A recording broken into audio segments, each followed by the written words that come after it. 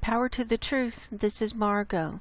This is Friday, January 25th, 2019. It's 4 p.m. Pacific Time, United States of America. We've got a full show today. We have a new day's worth of data on methane to show everyone. We've got comments to get caught up on. I have an article on the Arctic that I want to present today, and then we're going to go over earthquakes. So let's get right into this. And what we're looking at is Copernicus Atmosphere Monitoring Service's website, or CAMS, and this is methane forecasts. And in my the last time I reported on methane 2 days ago, they had data up for Monday and Tuesday, the 21st and 22nd, and so we've already seen those 2 days, and so I've chosen Wednesday the 23rd as the base time, and the area is the Arctic, so we can get a closer view of it and surface level, so that we can see what's being released at the surface. And I've already loaded up the movie. It might be a little jumpy the first time through. But remember where we ended in the forecast period. We were seeing this long dark release of methane coming across Siberia, and then the release coming up through the Arctic sea ice. So it looks like that's still set in the forecast period according to the data that they have in their model, and it's coming across, and the big release is going to be Saturday, it looks like. So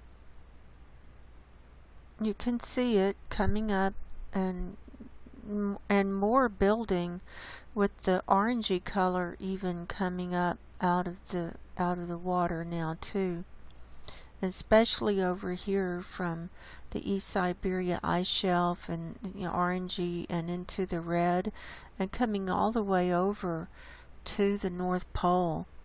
So this is a serious release of methane in the middle of winter, when it's dark up there and when it's cold. So this is happening, and we wouldn't expect it to happen at this time of year, but it is for whatever reason. So we don't know, because the ones who do know aren't saying anything.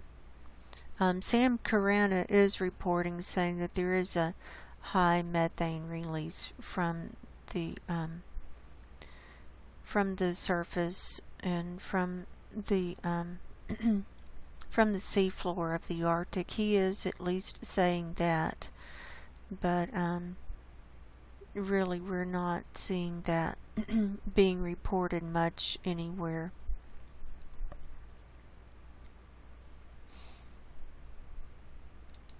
So now I also have pulled up the North Pole view, so that you can get a whole big picture of the whole northern hemisphere, and I have this movie loaded up for Wednesday being our base time.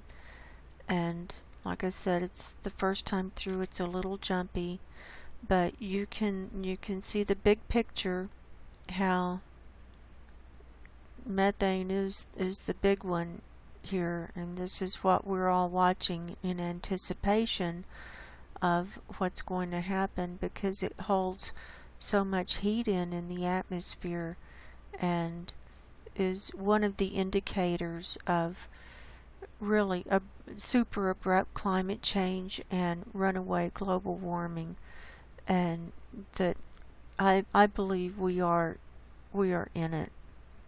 I do believe we are in it, in which case this summer for the northern hemisphere, with this kind of stuff happening now, I anticipate to be totally not, I mean, we've left any semblance of normalcy behind. That is gone. What has been in the past is no longer. And so we have to remember that. And all the dominoes are being set up, and they're all starting to fall, and they're big ones. They're big dominoes. They're not just little dominoes. Now look at this release moving all the way across the Arctic there. So I'm going to pause that. Now I'm going to go over to this article. It was reposted by Robin Westenra on his blog Seymour Rocks, and you can find, I'll leave the link below, but it's robinwestenra.blogspot.com, and I'll read his comments too, because he brings a lot to the table, because he's been researching abrupt climate change for about 7 years now. So this is a new report just out from the BBC, but Robin just put this up. He says, an important story in the Arctic well hidden. Sometimes you find the most significant stories quite by accident. You could be forgiven for missing it, but a friend picked up on a short sound clip on Radio NZ, which is New Zealand. I had to ring RNZ to get a reference to the most important story on the planet, for there is none in either their website or the podcasts. And here's a quote from the reporter, from Roger Harriban reporting. Climate change is redrawing the map. The northern Barents Sea has been part of the Arctic for 12,000 years, since the last ice age, but perhaps as little as a decade it'll be part of the Atlantic, ice-free all year round. Scientists say the changing character of the northern Barents Sea is the first major climatic shift due to human-induced global warming. And so here's a map, and then he's got the sound clip, and I listen to that, and it's good. Then they have the original video from the BBC here, and he said for some reason they seem to have squids the center of the story. Is that really the only consequences? Because they're saying that, it's going to have such an effect on marine life, these creatures won't be able to live. And then Robin says, just imagine the impact if they mentioned the elephant in the room, the release of methane from the sea bottom in winter. Tipping point risk for Arctic hotspot. BBC, January 23rd, 2019. And if you want to see the original article, you just click there, but he's got the whole article here. And it says, a rapid climate shift underway in the Barents Sea could spread to other Arctic regions, scientists warn. The Barents Sea is said to be at a tipping point, changing from an Arctic climate to an Atlantic climate as the winter gets warmer.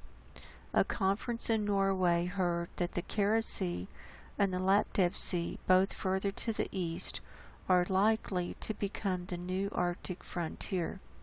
The scientists warned that it will affect ecosystems. Now, so those areas that they're talking about, the Kara Sea is here, and the Laptev Sea is over here. So it's the area where all this red is coming up.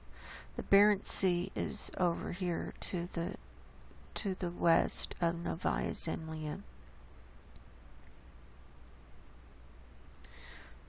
So I gotta make sure. I think the Laptev Sea might be over here.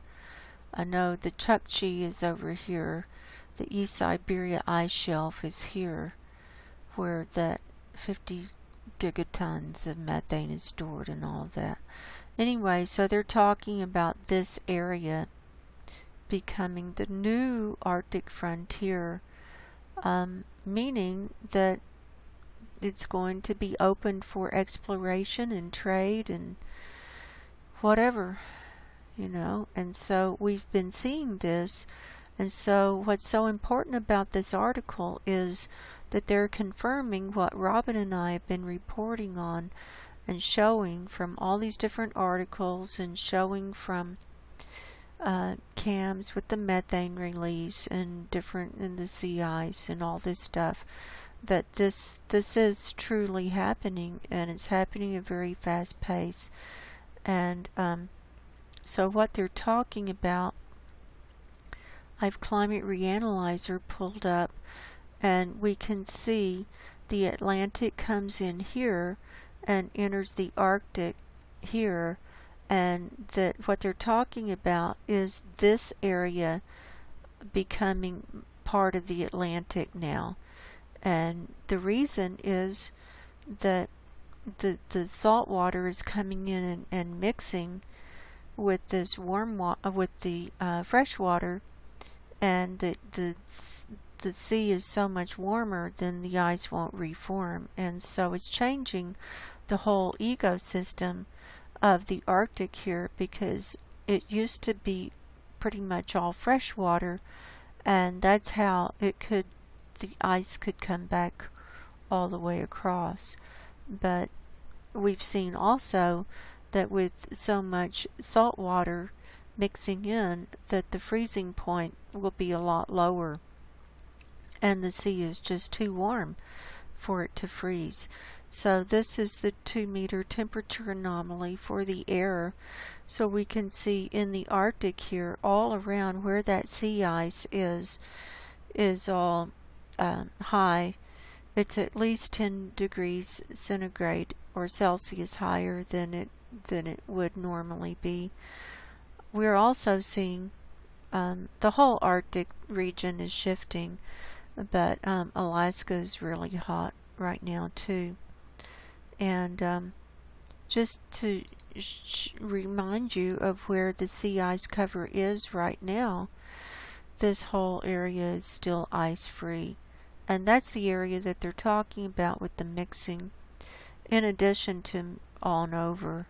But that's where we're seeing the methane coming up too. Sea surface temperature here, sea surface temperature anomaly. So we can see that the temperature of the water is much warmer than it normally would be.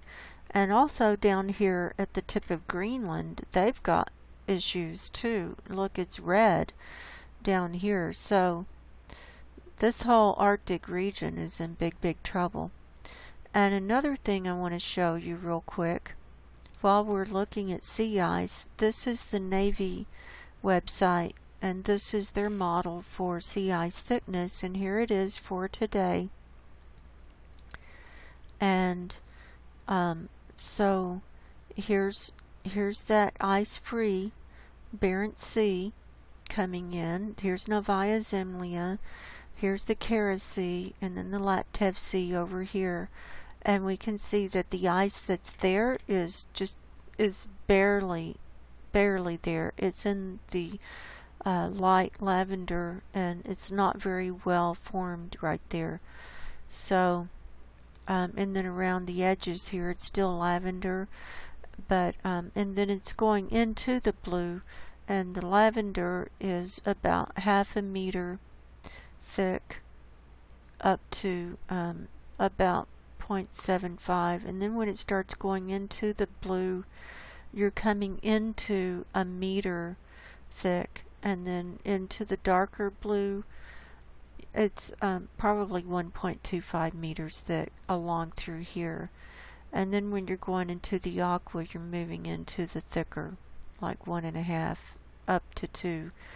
And so the thickest that we're really seeing of any amount is in the 2 meter range, up here in the northern part of Greenland. And so when we're seeing this methane coming across, we're seeing it coming across these areas where this ice is thinner, and so the North Pole is right here, but it is coming all the way across. So and wanted to, and remember, we've seen this too, the sea surface salinity model, that the redder it is and the darker it is the more salty the water is. And so from this Atlantic Ocean, this mixing is coming on in up into the Arctic. And so we can see it's already mixed all the way, like over half, and up into the yellows, almost over half, for half of the Arctic there. So that's what they're talking about. Okay, back to the article. It may also impact on global weather patterns, although there's no agreement on that. They're concerned because the North Barents Sea has been governed by the Arctic climate since the end of the last ice age 12,000 years ago. And here are their bullet points. Will global warming open up Arctic trade? Well, we've seen that. I presented the Navy paper on that. Warmer Arctic is the new normal. Yeah, we've been talking about that. Taller plants moving into warmer Arctic. Well, you know, if anything's going to grow with all that methane being released, I don't know. The Arctic Ocean has a cold, fresh surface layer which acts as a cap on a layer of warm, saltier Atlantic water beneath. But now in the Barents Sea, there's not enough freshwater rich sea ice flowing from the high Arctic to maintain the freshwater cap. Well, it's not that the sea ice is flowing, it's not refreezing. And that's allowing warm, salty Atlantic water to rise to the surface. And what's known as a feedback loop, the more the layers mix, the warmer the surface gets, and the warmer the surface gets, the more the waters mix. And that's what we just saw in the mixing. And so it's now only a matter of time, the researchers say, before this section of the Arctic effectively becomes part of the Atlantic. It could happen in as little as a decade, they warn. It's already happened. I mean, it's well underway. And I don't know, they can't turn it back.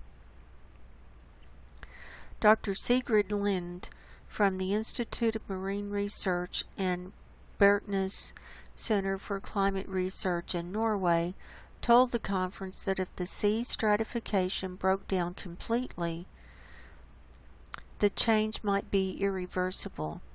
Large sea ice inflows of several consecutive years would probably be needed to rebuild the freshwater reservoir once it's gone, and that's not likely given global warming and strong Arctic sea ice loss, she told BBC News. So where are they going to get large sea ice inflows? Where are they going to get that? It's not going to happen. She said the shift was so rapid that the whole Barents Sea could be completely sea ice free within a few decades, possibly even a decade. Then a new polar frontier region would probably develop further east in the Kara Sea or Laptev Sea. Dr. Lin explained this is probably the first modern example of a rapid climate shift event. A part of the Arctic domain is shifting over to the Atlantic climate region. This sort of shift happened in the Nordic seas during the last ice age, and when it happened, it changed very fast. This shows that the Arctic is responding to the 1 degree of global warming. Yeah, and it's more than one, but they just said that we have today by shrinking and losing its outer part to the Atlantic domain, and that's alarming.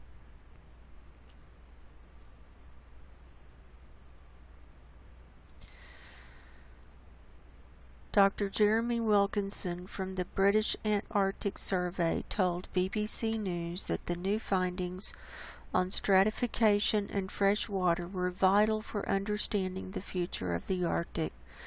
Other scientists said different factors might be significant too, like a change in wind patterns that appears to be pushing sea ice away from the Barents region. The changes could affect weather patterns as far away as East Asia and may have an effect on the jet stream, which influences so much of the UK's weather patterns. Scientists haven't reached agreement on this yet. Well, we've seen the jet stream go wonky. It's gone. The jet stream is, forget it. And in another puzzle, fresh water in the western Arctic seems to be increasing as it diminishes in the eastern Arctic. Scientists are still struggling to fathom the complexities of human impact on the planet. Well, they won't have much more time to fathom any of these complexities. Because, you know, once summer comes, that methane comes up, we're going to be toast. So, thank you, Robin, for bringing this to our attention. And this is important because this is really the first time we've seen in the news where they're really talking about how this is evidence. This is the first major climate shift due to human-induced global warming. So it infers that all the other stuff will be following shortly too. And so this shift is happening, and you know, I don't know how long the change in the salinity has been going on, but they've noticed the decline in the Arctic sea ice for, well, 2012 was the lowest until this year, and you know, we're probably gonna have an ice-free Arctic or blue ocean event this summer, but they've been watching this for a while, so you know, this has been shifting for a long time, and they said it could all shift within a decade. Well, we could be at the end of the decade, and then everything could shift, and then here we go, and then the rapidity of everything will just start snowballing. So I'll leave you with that. Now we have to get caught up on comments. Let me get a drink of my tea. I've had a lot of good comments come in. I'd like to thank everyone for viewing and taking the time to leave insightful comments that are useful and have information and good research and ideas, because this is our global classroom. So under my video from 2 days ago is where we're going to start. And we're going to start out with Daegu is a skank, and his name is Ben. And he says, "Hi Margo, I'd like to mention a point regarding a matter which I've not heard anyone bring attention to, including Professor Paul Beckwith. I believe you will find it interesting and may want to do your own research about this information. I'll keep this as brief as possible. Yes, there are serious factors such as methane release increases, unusually high temps in our northern seas, thin polar ice, reduction of polar ice, etc. These are resulting symptoms which we are becoming more aware of, but no one speaks about what factor is or factors are causing these serious issues. Certainly climate change is a factor. However, there is another important factor we must add to the equation. I'd like to make a point for you and other researchers to seriously consider. It's only an interesting fact that our planet's coldest regions at sea level are primarily at the Earth's two magnetic poles. I've correlated this information which you and others are reporting regarding the northern polar region with the ongoing easterly migration data of our magnetic North Pole. Presently, the magnetic North Pole has passed the dividing line for east-west hemispheres. It is now positioned in Earth's eastern hemisphere. In short, the farther magnetic north travels away from true north, the warmer true north becomes. So we can expect the serious issues which you are monitoring and reporting to worsen exponentially. The same correlation is being noticeable in the Antarctic region as the southern magnetic pole began its recent increase in migration speed. Although the symptoms there are not yet as critical as in the North Pole region. I believe this is because Antarctica is a continent with kilometers thick ice as compared to the meters thick ice in the north, and there is no continental landmass at the North Pole. However, we need to face the inevitable issues of increasing Antarctic ice melt and rising oceans. It's much worse than most people know. Respectfully, Ben. Thank you, Ben, for bringing this out. And I am aware of the movement of the magnetic North Pole. And I've even read articles and seen videos about it splitting.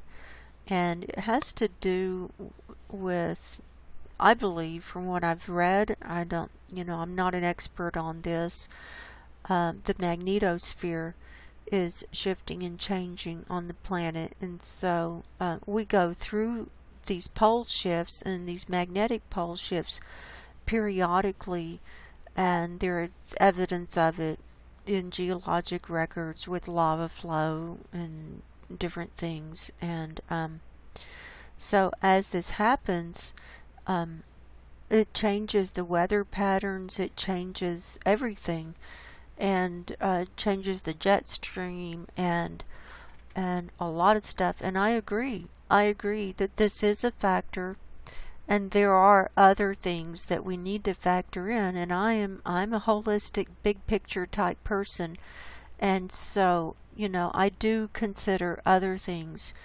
not just greenhouse gases and stuff like that. So I was not aware of the southern magnetic pole shift, though, but that makes sense. And but we still don't know what's causing that too. So it's all a big mystery, and I still believe that the Earth is heating up from the inside out for whatever reason, and things are moving, and they're having to repaint runways because the magnetic north keeps changing. So I've seen stuff that they're having to change the runways faster than normal, or faster than they have been in the last few years, because the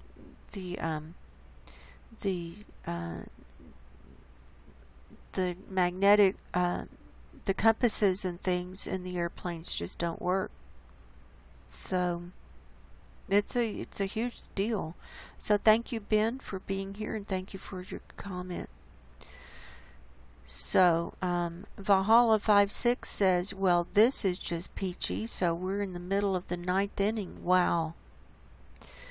Yeah, so this was under my video from day before yesterday. Sea ice, methane, and earthquakes. So Ben's comment was under the video from 3 days ago then. Yeah, it looks like we're in the 9th inning, Valhalla, so things are going to start speeding up now. And then he leaves another comment. People should take into account that the methane is the result of hundreds of millions of years of dead organisms and their poopy decomposing into methane. them being flash frozen by the hydrates, all saved up for us. Too bad for us it didn't turn into diamonds. Well, if that would have happened, then we wouldn't be here talking about it now. Yep, there you go, Valhalla. So the methane is definitely from decomposing things, organisms, and different things, and it's all going to be releasing faster and faster. So thank you for being here, and thank you for your comment. C. Rutledge says, meanwhile, world governments say nothing. The elite want us to grind on, providing the goods and services they need to live large, while they still can and stock lavish bunkers so that their final days are comfortable. Well,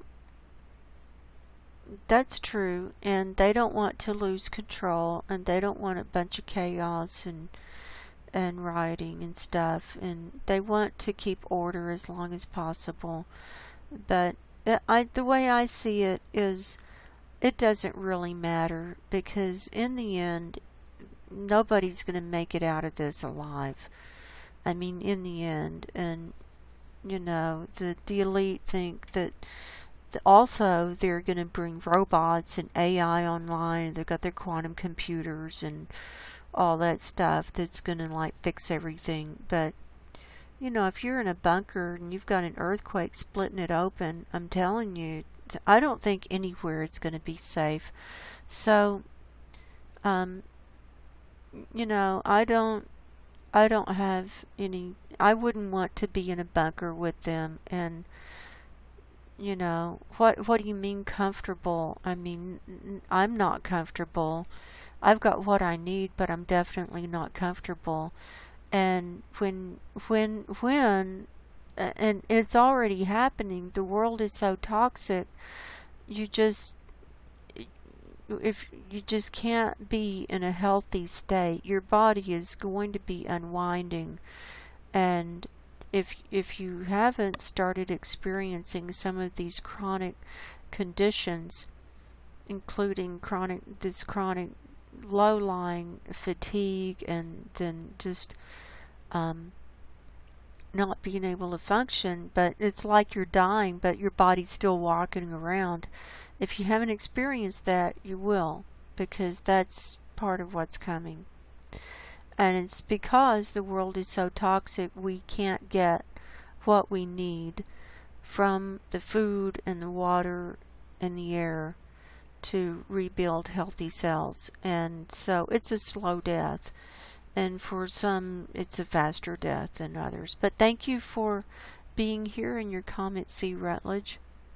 Martin Enderlin says, great to hear that you also take the time to review the comments. That's what I call commitment. Thank you again. You're welcome, Martin, and thank you for being here. Omega Man says, Greenland ice is melting in winter. I know, I've read that. The Clathrate gun was triggered by heat from the planet's core. I think so. Humans could have remained hunter-gatherers, and this extinction event would have happened. Fossils and fossil fuels are evidence of catastrophism. This planet periodically becomes a lake of fire.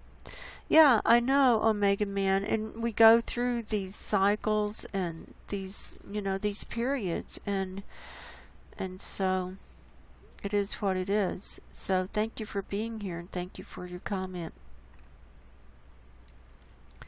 Tom Bell says, hi, Margo. Another great report as usual. I thought I'd add to your report and let you guys know that I live in Wales, and the skies on most days are ribbed with electromagnetic field lines. This can also be seen on NASA Worldview. It makes me mad that none of our so-called meteorologists speak out about the blatant EMF in the clouds. Also, does anyone know how they can predict when methane is going to be released? Hang tough, everyone. We're in interesting times. Well, thank you, Tom Bell, for that comment, and thank you for reporting from Wales. And I live in Reno, Nevada, and the spraying has just been awful. It was awful for like Tuesday and Wednesday this week, and the beaming, I mean the ripples in the sky and everything, and I know it's affecting me. It affects people I know, and I know, and it's worldwide. It's worldwide, and there's no getting away from it. And the meteorologists, I think, they've been instructed to not talk about this stuff. I think they've been instructed that, if they want to keep their jobs, here's what they're going to say, and here's how they're going to say it.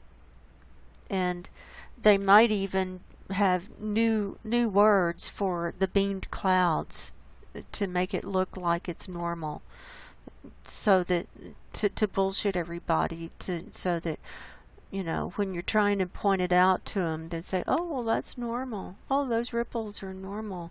What lovely clouds. So, and does anyone know how they can predict when methane is going to be released? No, I don't know. But I think the beaming is heating everything up too, and is definitely helping to release the methane.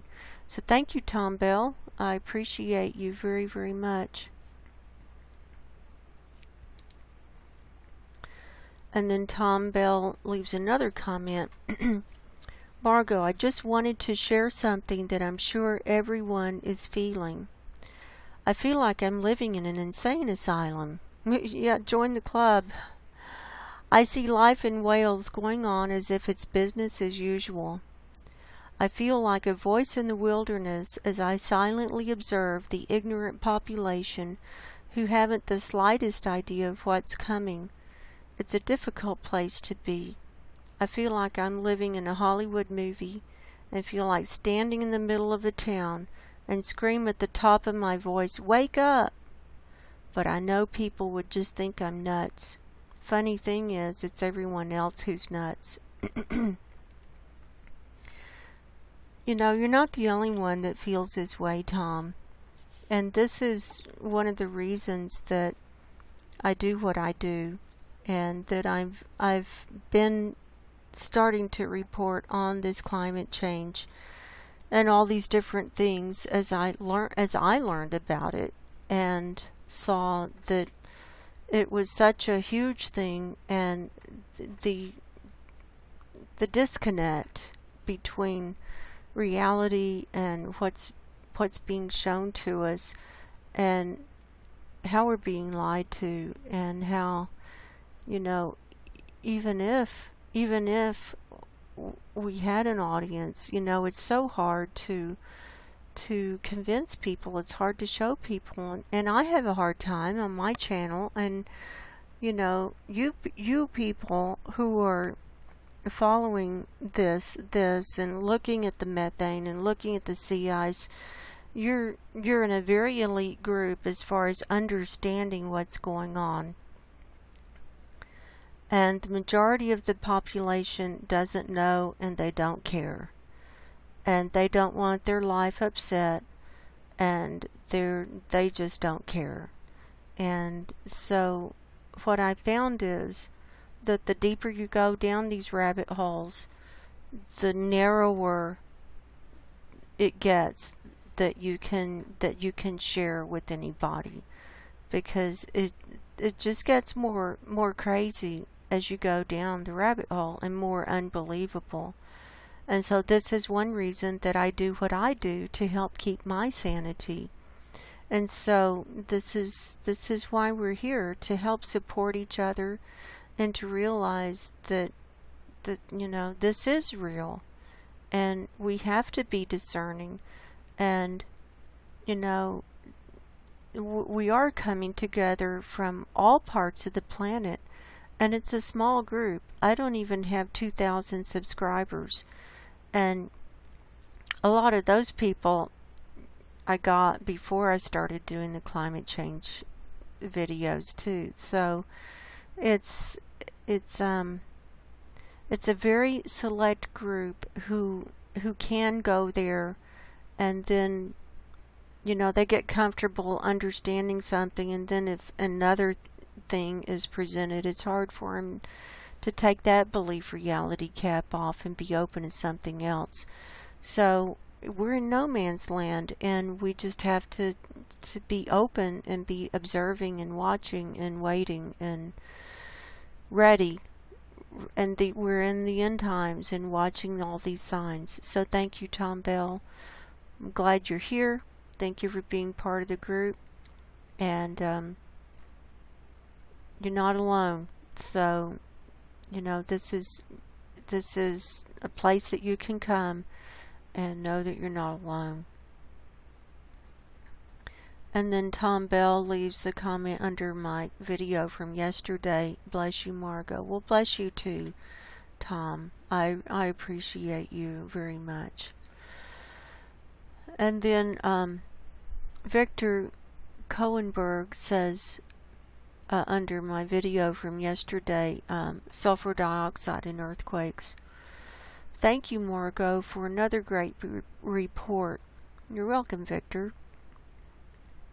I was listening to some people at Davos Economic Forum discussing climate change and gladly shocked when the Dutch CEO of DSM mentioned methane bursting out from the permafrost in Greenland and Siberia.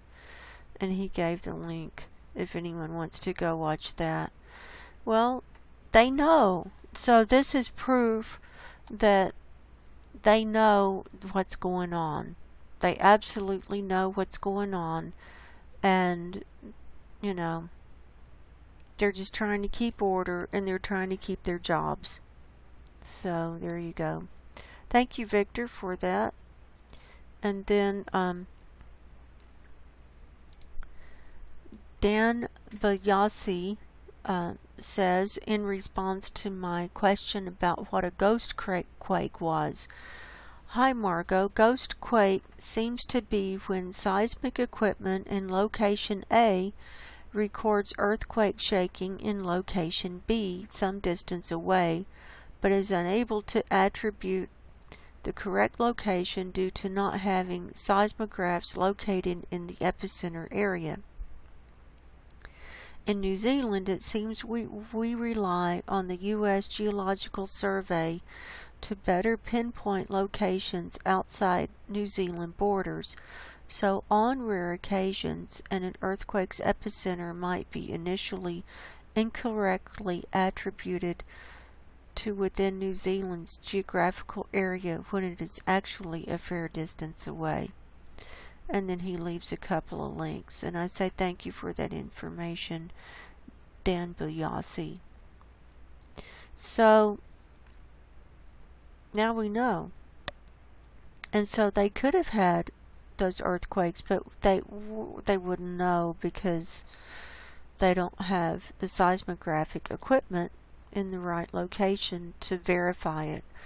All I know is everything's shaking and quaking, and you would think with New Zealand being such a developed country and on that tectonic plate, and it comes right down through the middle of the lower island, and so seismically active, it would have equipment. You would just think that. I mean, I would think that.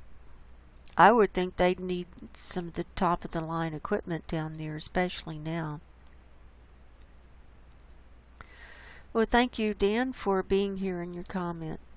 Now, Dave Harris, under my video from yesterday. "Margo, you do such a nice job and with such a nice spirit. Again, much gratitude." Well, thank you, Dave Harris. I appreciate it. "Do you think that those high levels of sulfur dioxide in India, China, and eastern Russia might be due to coal burning and the release of sulfur aerosols that Guy McPherson talks about? He even warns that stopping those emissions will eliminate the global dimming associated with them and rapidly accelerate warming? Well, to answer that question, it could be, and they have a lot of coal mining. They use a lot of coal over there. It is also very highly populated in India and China, and that creates a lot of pollution, and the pollution creates sulfur dioxide. And so I think that could be that too. Then continuing, he, meaning Guy McPherson, seems puzzled, however, that UVC rays are reaching the planet's surface, but Mr. MB333 showed UVC reaching the surface on multiple occasions last summer. It's not surprising with the amount of sulfur dioxide being released and degrading the ozone layer. I agree. And I did a whole video about sulfur dioxide and volcanic gases and how it degrades, and I did videos on the ozone layer and what degrades it. And continuing, with respect to the nuclear power plants, Europe had major issues with cooling them last summer due to how warm the river waters had reached, especially in France, which generates a substantial portion of their electricity from nuclear reactors. Things are very likely to worsen this summer. The methane releases aren't going to slow down, and it is such a potent greenhouse gas. Anyhow, thank you once again. May God continue to bless you. Thank you, Dave Harris. I appreciate that. Yeah, I agree, and I reported on that about the nuclear power plants and the cooling and the water being too warm to cool it, and Norway was especially having problems. So thank you for being here, Dave Harris. We appreciate you being here and your input. And then Seymour Rocks 97, which is Robin Westenra, says, here is confirmation from the BBC of everything Margo and I have been saying, even if they make it all about squid. And that's a link to his blog post that I just read about the Arctic.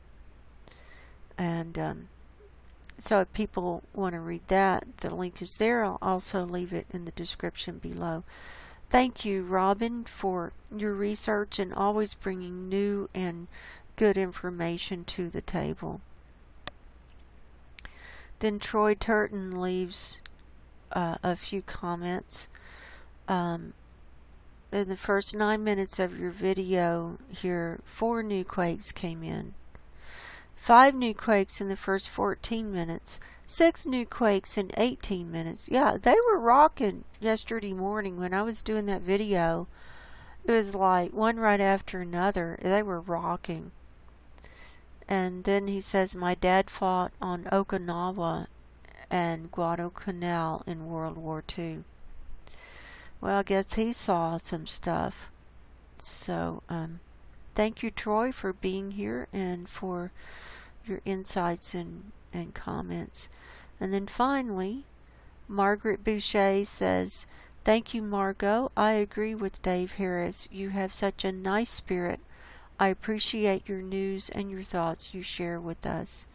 Thank you, Margaret. Thank you for being here. I know you're a new listener, but I feel you have a really sweet spirit around you too, so I appreciate you very much. So, on that note, let's get right to our earthquake report. I'm going to pause and get a sip of tea, and then we'll come right back. Okay, I'm back. And it's 4:54 p.m. as we start on this part of the report. I'm on USGS, all magnitudes for the last 24 hours. I know we'll have a little bit of a lapse because my last report was yesterday morning. So we'll have, I don't know, about a 6-hour lapse, 6 or 7 hour lapse for what earthquakes came in. But I can't cover every single one of them, but we'll hit the highlight. I mean, you know, from all the times from every single day. So we've got plenty to show right here. We've got 218 earthquakes showing on the map right now that have happened in the last 24 hours. And so we're going to start though on the 2.5 magnitude and higher map and see, let's get these in California and the Philippines before they fall off the map. We've had oh, that's going to be a little while. Okay. These are in California along this San Andreas fault line, a 2.7 near Tranquility, California, and then a 3.1 near Cantua Creek, California. Now, when we get into looking at the United States at all magnitudes, what you're going to see is an uptick in the number of quakes over here. And look at all of these in right here in Oklahoma. It's in the Oklahoma region, and then coming down, an uptick in coming down the San Andreas fault line. So those two I just showed you are right here. So let's just go ahead and look at the rest of those in that area while we're here. And I'm actually showing, let's go in a little closer, right here from San Jose down to down Bakersfield is 12 earthquakes of all magnitudes, and the 2.7 and the 3.1 were the biggest ones, but we're seeing an uptick all along. See this fault line, and then off to the sides too, and so these are picking up. Then another at Tranquility of 1.7 and 1.0 at Kernville, 1.6 Tres Pinos, 1.4 Pinnacles, 1.1 Parkfield, 1.4 Parkfield, 1.1 Bodfish, 1.1 Los Banos, 1.0 Pinnacles, and 1.1 Tehachapi. So that's in that area. This is in that San Joaquin Valley, so that's picked up. So there's a whole bunch of stuff going on, and that we will look at more in detail. But so let's cover the rest of the world now that we got those off of our plate.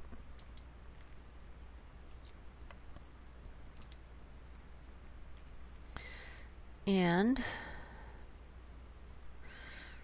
let's start down here in Papua New Guinea, well, the South Pacific Ridge.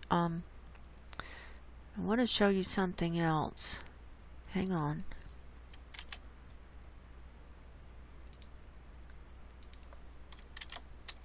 There was an earthquake in New Zealand I want to show.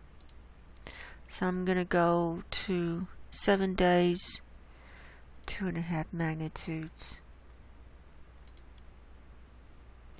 I'm going to go down here.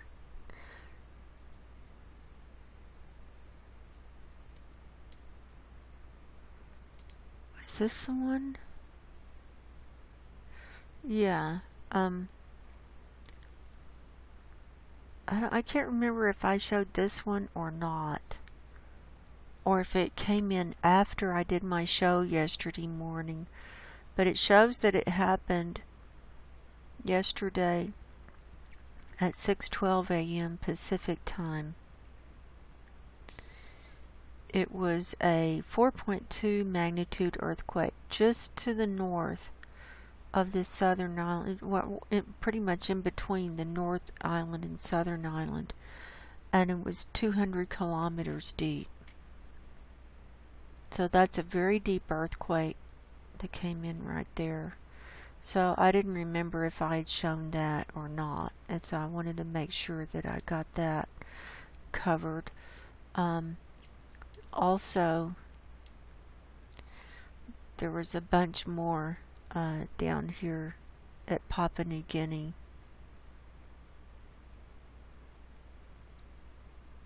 This one came in right at the end of my report, right after I did the morning report yesterday.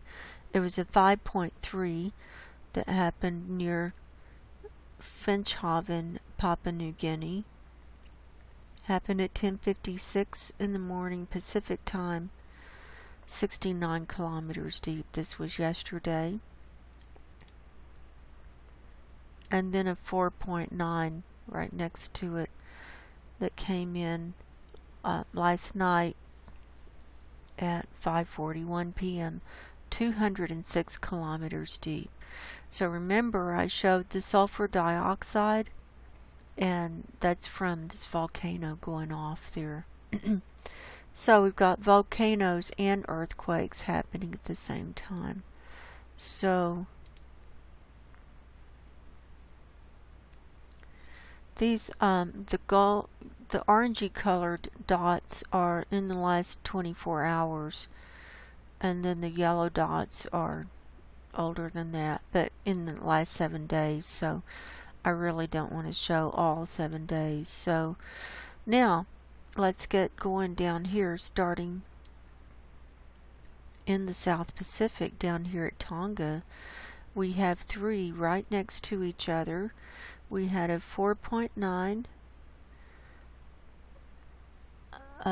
10 kilometers deep, a 4.9, 61 kilometers deep, and a 5.0, 115 kilometers deep. These were all near Hihifo, Tonga, and we saw some others happening down there earlier this week as well. Here we had a 5.0 near Vanuatu today at 11:40 this morning. That was 36 kilometers deep. And we had I showed this. Oh, here's a new. This is a 4.9 near Madang, Papua New Guinea, that happened yesterday at 5:41 p.m. 206 kilometers deep. Here's one near Tobelo, Indonesia, a 4.9 that happened at 11:45 this morning, 43 kilometers deep. Then coming on over to the mainland, to the continent over here. Here's one near India, or this is, I guess this is part of India.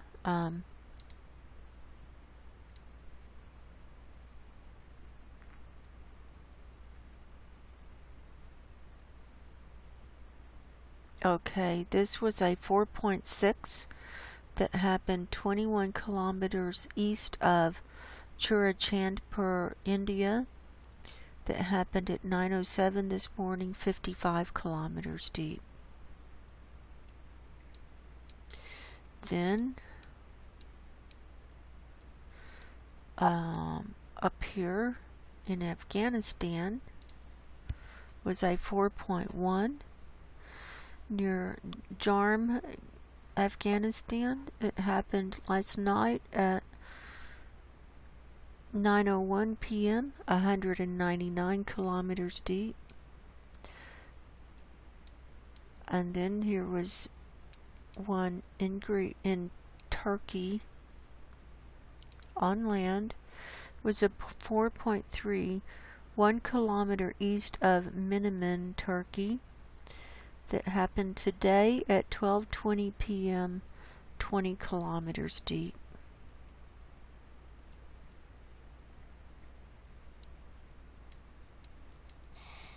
Now, coming on up here to Japan, they have had some activity.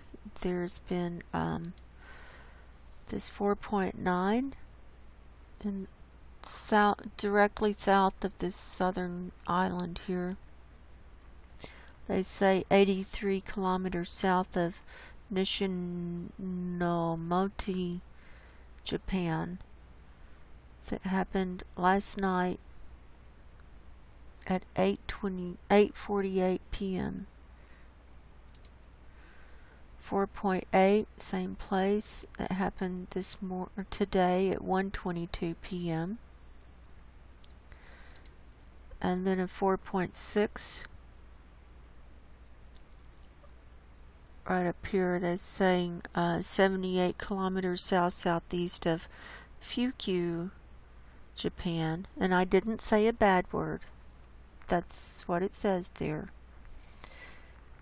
That happened last night at 9:41 p.m. 10 kilometers deep. I read that or heard that, like, if they don't know the depth, they just say 10 kilometers deep. So I'm going to quit saying 10 kilometers deep, because that's just, most of them are 10. So if it's not 10, if it's something else listed that's significant, I'll say something. Otherwise, I'm not going to say the depth anymore. Then here was a 4.3 that happened south of Tomakomai, Japan, 123 kilometers deep, right out here in the ocean. And this came in last night at 11:47 p.m. That was off of Hokkaido Island. Okay, now we got that covered. Now let's come over to South America. They've been rocking. Starting down here in Chile, a 4.5 near Coquimbo. That happened at 12:29 this morning, 60 kilometers deep. 4.0 near Calama. That happened at 10:56 last night, 111 kilometers deep. 4.4 near Iquique. That happened at 1:31 this morning, 146 kilometers deep. A 4.8 near Colo. It almost looks like Coca-Cola, anyway. Colo, Peru. That happened at 9:40 this morning, 143 kilometers deep. 5.6, this is our big one. That happened near Rio Grande, Peru, at 8:45 p.m. last night, 57 kilometers deep. That's big enough it could have caused damage. It looks like, it says it's near Rio Grande. Look, there's Rio Grande, 19 kilometers west. So I don't know if that caused damage. It might have been far enough west of the town to not cause any damage. I don't know. Then up here in Ecuador, there was a 4.6 near Puyo, Ecuador, at 1:49 this morning, 198 kilometers deep. So we can see these are all running along that red line here. So things are moving up there. Now let's go to the Dominican Republic as we work our way around. And total in the Dominican Republic are 9. So I'll just call them off. 1.6, and you can see them light up over here. I'll go in a little closer so you can see it better. 1.7, 2.2, 1.7, 3.2. Those is in the ocean off the coast of Puerto Rico. 2.3, 2.7, 3.1 right here in the ocean in between Dominican Republic and Puerto Rico, and 1.8. So more than likely no damage done with those, but it's showing movement. Now let's go to Hawaii. We're showing 8 earthquakes of all magnitude in the last 24 hours. And so I'll just call them off. 1.8, 1.7, 1.5, 2.2 up here, 2.0, 2.6, 0.9, and 2.3 over here at Lalani Estates. So here was that Kilauea crater, so we're seeing 3 in there still. So that might have calmed down a little bit. Now let's go up to Alaska. There was a 4.0 near Adak, Alaska, which is part of this Aleutian Island chain. And it happened at 12:43 this morning, 48 kilometers deep. Then coming on up was a 3.1 near Larsen Bay, and a 3.4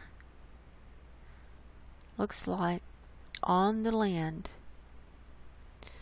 on this island, on Kodiak Island, directly to it's near Larsen Bay. This one happened last night at 7:49 p.m., 43 kilometers deep. So that wouldn't be big enough to cause damage, but it's showing movement. Okay, and then the rest of them we're seeing peppered around from mid-Alaska coming down and into the Anchorage area, and we've got 39 total. So that's not as many as we've seen a lot of times. But let's see. Let's just get the largest ones from up there. We've had up in the Anchorage area a 3.1 and a 2.5, and then a 2.7 up here at Talkeetna. And then the rest are lower than that. Now, we're ready to come down to the United States.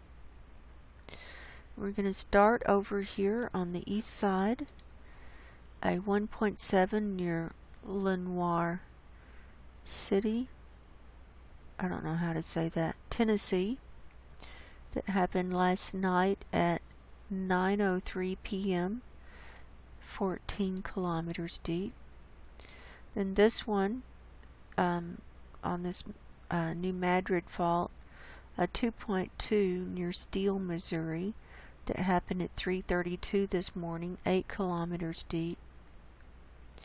Then, well, let's do this one in Texas next. A 2.5 near Pecos, Texas that happened at 4:05 this morning, 5 kilometers deep. Then, look at all this activity in Oklahoma and right on the across the border into Kansas.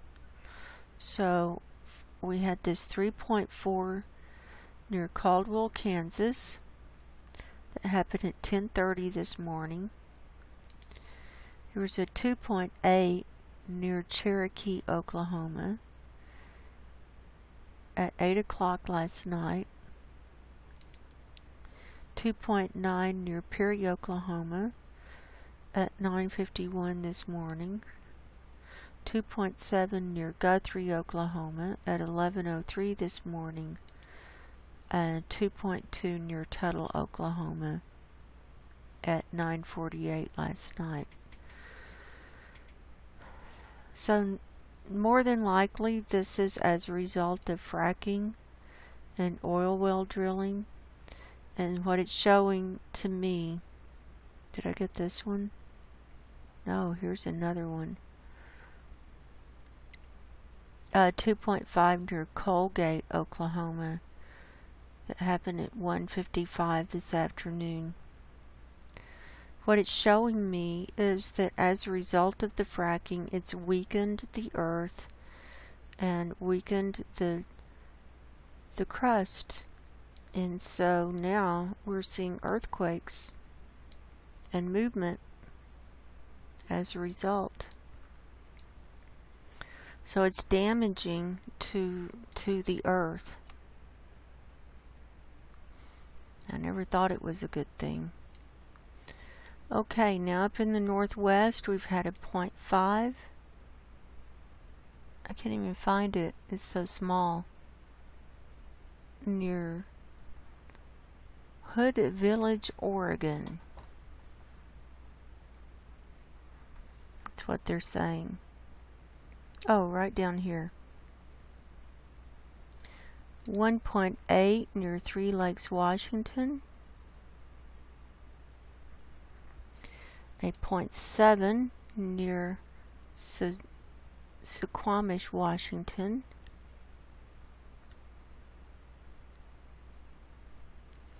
0.3 near Amboy, Washington. So these are microquakes. 0.8 near Amboy. And 2.5 near Fall City, so to the east of Seattle. These were not explosions or quarry blasts. Now let's come on over to Yellowstone.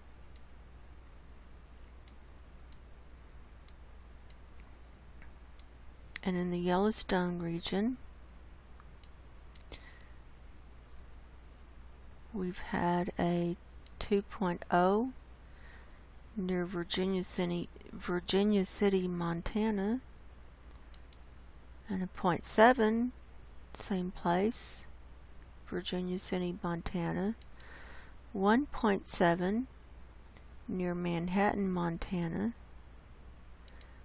and a quarry blast, a 1.3 right here near Butte, Montana. That happened at 12:01 p.m. today. That was a -2 kilometers depth, so it was up in the mountain. And then a 1.2 near Deer Lodge, Montana. That happened at 2:43 p.m. today. Right there. So that's what we've got going on in the Yellowstone area. Let's check out Utah. Here is a 1.4 near Tokerville, Utah. And now Nevada. Had a big one down here. 3.8 near Courant, Nevada.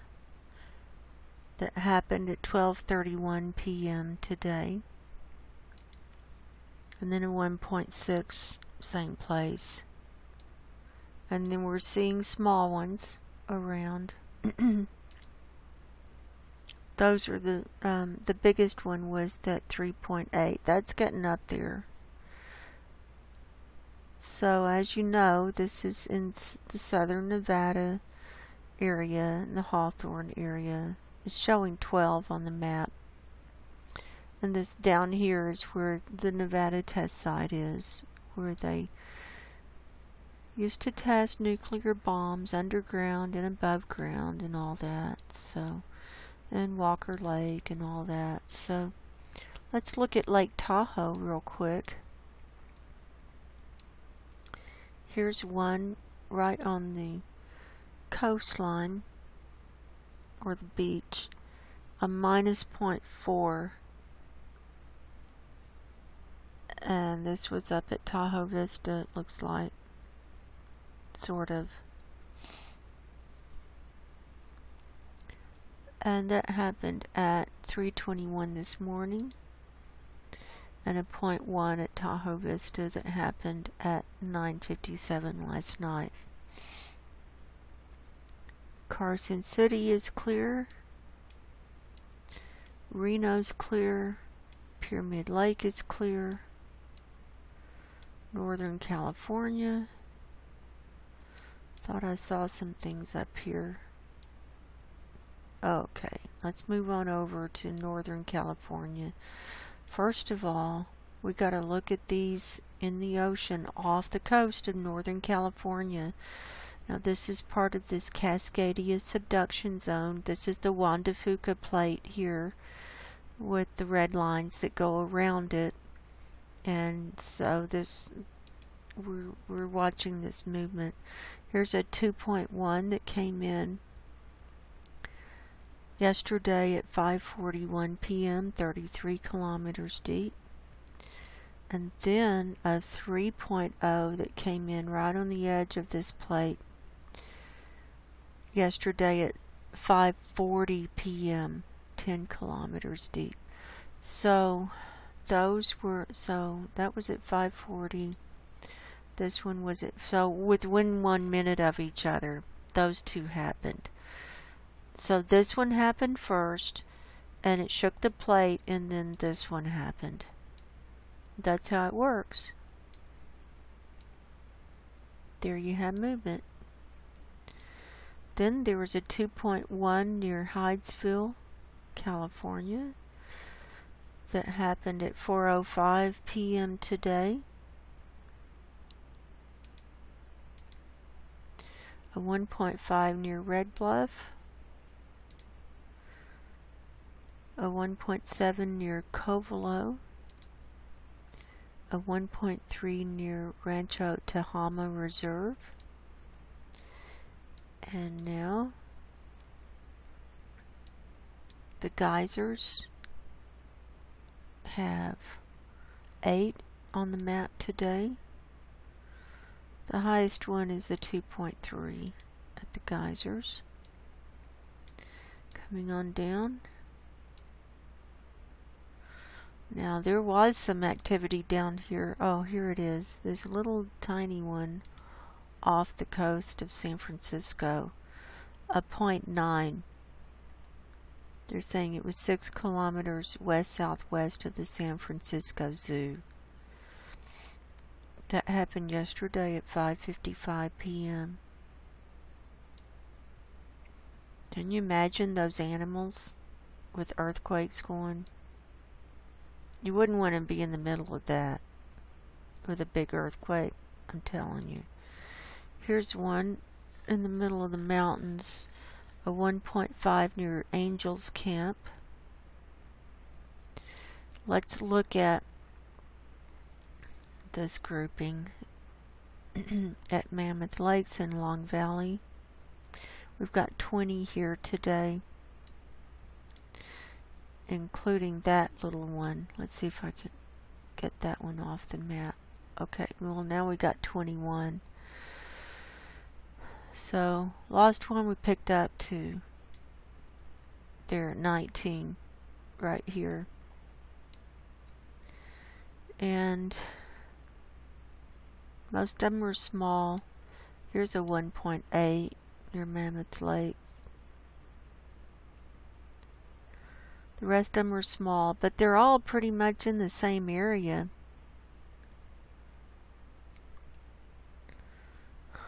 So we got 19. Let's look. We've got them clustering here and then just moving around. Now remember, this is that part of that Long Valley caldera in 1.4 there at Tom's Place. Here's one right in the lake, in Lake Crowley at 0.2. So this is signs of movement. Let's see if any of them were negative depth.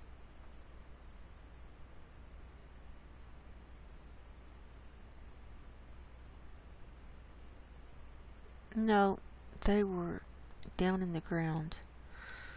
So there's those. Now let's catch all of the. We looked at these earlier in the San Joaquin Valley. 0.6 near Alum Rock. 1.1 near Morgan Hill. 1.6 Tres Pinos. We got 2 here. 1.5 Pinnacles. 1.0 Pinnacles. So we're watching this straight red line. This is the San Andreas Fault. Let's catch these as we're coming down. Oh, we saw the 1.7 at Tranquility and 2.7 and 3.1. We saw those. Now coming on down, following this red line, 1.4 Parkfield, 1.1 Parkfield. We've got to get the whole area. Here's a 1.2 Grapevine. Now we're coming into the Los Angeles area. So so here was a quarry blast, a 1.3 magnitude that happened at 11:51 this morning near Mojave, and it happened at a minus 0.8 kilometers depth, so that was up on a hill or in the mountain. So I'm going to try and just get Southern California on the map now. So that was our quarry blast there. So I'll move that up.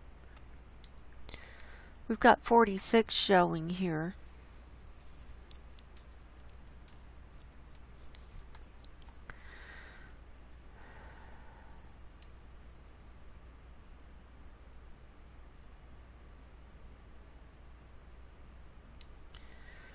So, just going to take a quick look through.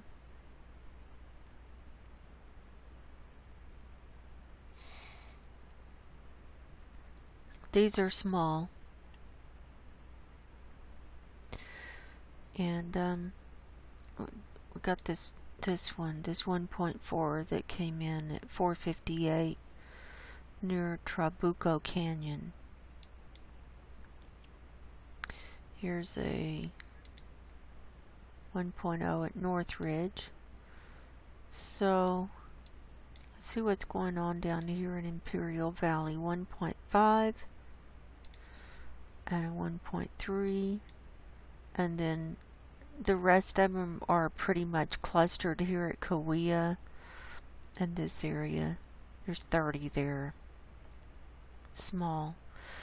So I think that wraps it up. That's a wrap.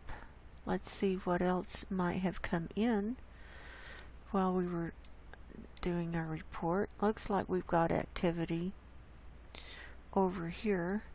Let's go back to this 2.5 magnitude and higher.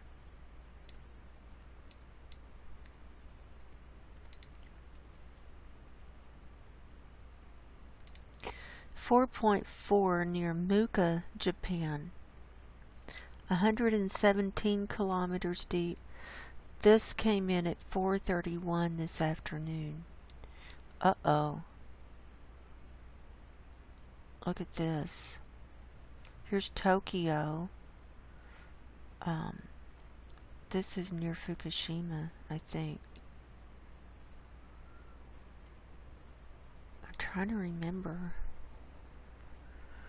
Well, it's near Mocha. Here's Mocha.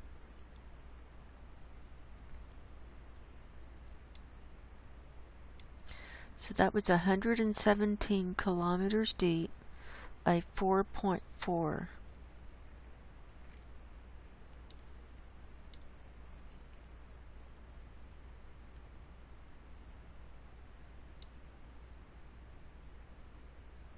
Oh, here's Fukushima up here.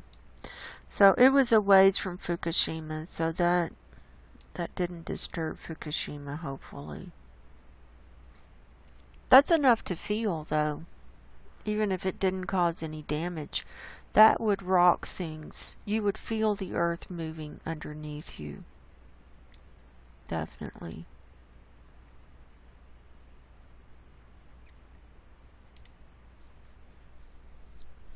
We saw that one at Tomakomai. I think that's it. Let's back out. Oh, this report is really going long. I knew it would because I had a lot to catch up on. But now that I'm caught up, we can stay on top of things.